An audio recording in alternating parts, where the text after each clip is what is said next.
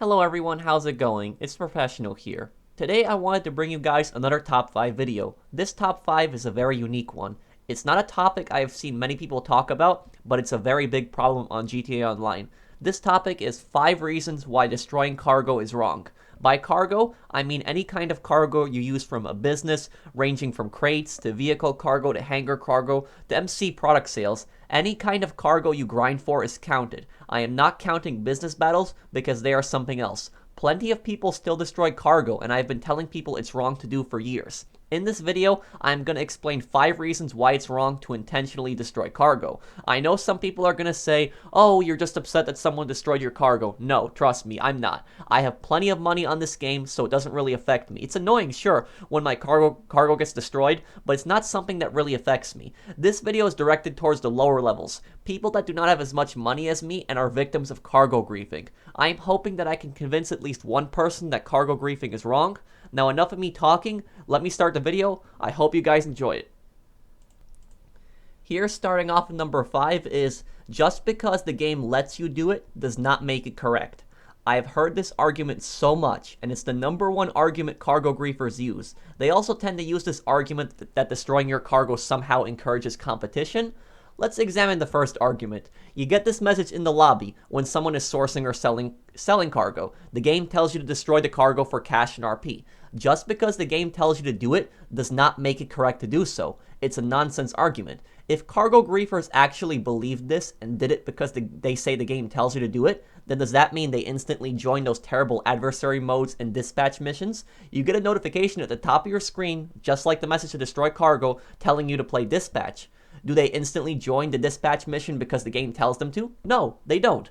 But why are they constantly citing this message if they destroy cargo for other reasons? The reason is because they are using this notification and message as an excuse to try to justify their cargo griefing. When people criticize them for destroying cargo, they will then use this message as a defense, and they will often say, oh, don't blame me, I'm just doing what the game tells me to do, blame the developers. They are using that to shift blame off themselves.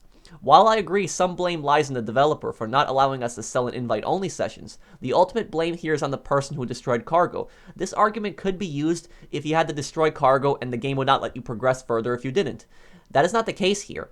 In GTA Online, it's completely optional. You do not have to engage in that activity. They chose to engage in that and attack someone's cargo, so they are at fault. It is such a terrible argument. It's like saying, oh, you can't be angry at me for being rude to you. It's not my fault. It's not illegal to be rude. Blame the law. That's how ridiculous their argument sounds.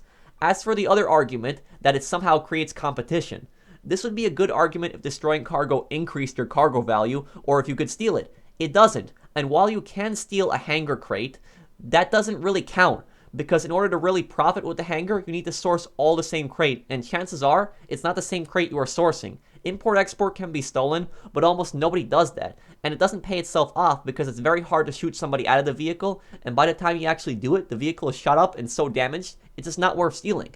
Import-export missions are free, so there's not really an incentive to steal them. You can just start up your own mission and just steal a car and sell it. When I ask griefers to explain this argument on how it somehow creates competition, they just proceed to insult me. It creates no competition. That's business battles, not destroying cargo. Number 4 is there is no reward or incentive. Destroying cargo gives you no real reward. Here, take a look at this clip from a year ago when Smuggler's Run first came out. My friend back then let me destroy one of his crates to test how much money it would actually give you. How much money does it give you for destroying cargo? $2,000. And that's the same if it's one crate or 111 crates. It does not matter how many crates you destroy, you will always be paid a measly $2,000. New players often go for cargo because they think that they will be given some kind of big reward because of the notification that I showed you guys earlier. People who claim this $2,000 is a reward are either extremely ignorant or new players. $2,000 is pennies in this game. I could do a headhunter in less than 2 minutes and get 10 times that amount without the need of bothering someone. I could even rob a store and get close to that amount. There is no real reward or incentive for destroying cargo, and anyone who tells you there's a reward, they're using that as an excuse to justify cargo griefing. Number 3 is it hurts people and wastes their time. Destroying someone's cargo is the worst way you can hurt them on this game. Most cargo takes hours and hours of grinding to accumulate.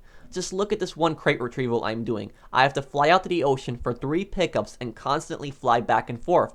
It's not easy to collect all of this, especially if you're doing it solo. A normal CEO crate warehouse takes around 5 to 6 hours to fill up, and that's with friends. If you do it solo, it can take up to 7 to 8 hours. Why would you go and destroy that? Like I said earlier, there is no incentive or reward, so you are just wasting someone's time and ruining their experience. I remember when CEO crates first came out. On my second warehouse fill up, I was so excited to fill it up all the way and sell those 111 crates again. I then had a griefer destroy it all. I was naive at the time because I didn't think other players would go for it or that it would appear on the map for them. It was a terrible feeling in my gut when I lost all 111 crates. I just got off the game and I didn't feel like playing it for some time. At the time, it wasn't the money that upset me. It was the fact that I spent hours and hours to fill up the warehouse and then someone just came over and destroyed it. I felt like I wasted all of that time.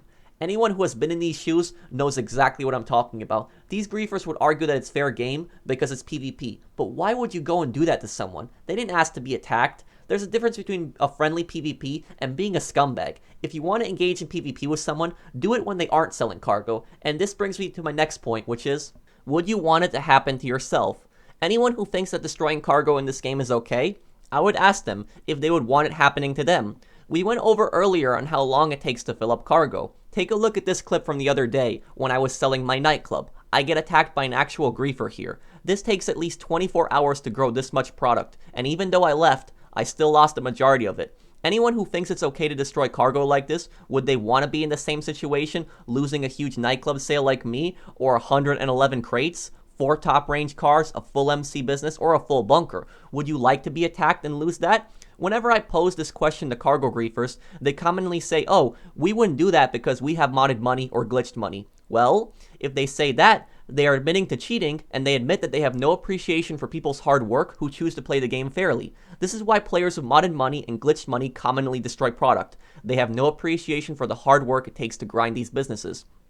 The other most common argument I hear from these people is, oh, I wouldn't be in that situation. I sell my cargo in solo public lobbies, so it's their fault for selling in lobbies with players. I want to make this clear. You are never fully safe in this game. You are definitely more safe in a lobby with less people and solo public lobbies than a full lobby, but you are never 100% safe. Your cargo is always at risk of being destroyed. I have seen solo public sessions where a griefer joins and does the orbital cannon glitch and leaves. Anyone can join any moment and destroy your cargo, so you are never fully safe. That is not a good argument. I would ask those same people back who say they wouldn't be in that situation, well, what if you were? Would you like it for someone to attack your cargo sale? Would you like to have it destroyed? They would keep saying the same thing. They would not be in that situation because they try to avoid answering it. The reason is because they know their answer would be no. They would not like that if it was them. No normal person would want their cargo to be attacked, yet these same people love to engage in it. And number 1, it contributes to shark card sales. This one many people probably did not expect. Some people are going to ask me, how does destroying cargo contribute to shark card sales? Well, think about it this way. It takes hours and hours to grind and fill up these businesses. Say for instance someone is selling 111 crates. It already takes 5 to 6 hours minimum, and that's with friends. If someone loses all of that, they are either going to get off the game and take a break or go and buy a shark card. Obviously, not everyone is going to buy a shark card, but not many people are going to want to keep playing the game after losing all of their cargo. Some people might go back on and try to grind again, but others, they will just get off the game, or in other cases, buy a shark card. The reason that they would buy a shark card is because they won't feel like grinding for all of those hours again. They will feel like their hours playing was for nothing, and will be more inclined to buy a shark card to make up the difference they lost in their cargo being destroyed. This is one of the reasons you cannot sell in invite-only sessions. This is why many of these businesses take so long to grind, because the developers know if someone destroys that, many players will just be inclined to buy a shark card. Anytime someone destroys cargo, just tell them they are encouraging shark card sales. Hell, even link them this video.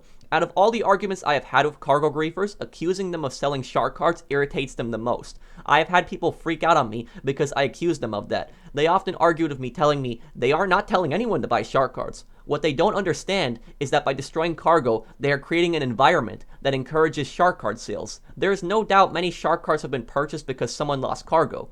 We don't know the exact number because there's no way to prove that, but I assume it can be very high. There is no good arguments for destroying cargo. It has no incentive or reward. It's just a waste of time and hurts other players who are just trying to enjoy the game. And that's that for this video. I hope you guys found this video helpful. If you did, drop a like. And if you're new to my channel and enjoy my content, then subscribe. And I'll see you guys on the next one. Take care, everyone.